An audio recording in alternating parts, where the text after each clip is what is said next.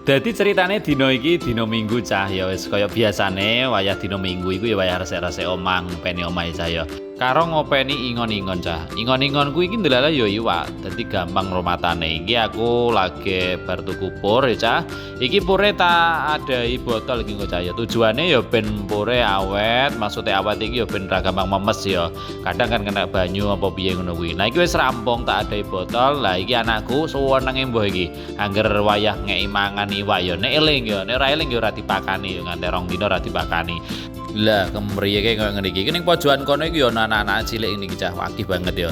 Lah iki anakku nek ngeki mangan ya ora ukuran biak biuk nganti iwak iki murah-murah ngono kuwi nganti ora entek ya cah ngono kuwi. Lah rampung makani iwak iki anakku malah nemu anakan manuk emprit iki. Iki tiba kon dhuwur wit ya. Iki pakne mboke mbah ning ndi? Apa isih sibuk halal bihalal apa piye nganti anake kelendran koyo ngene iki ya. Iki engko bakal tak balekke neh cah ya sakake ya ijek cilik. Nah, malahane ben seneng dolanan ngene iki ya cah daripada dolanan HP wayang dina.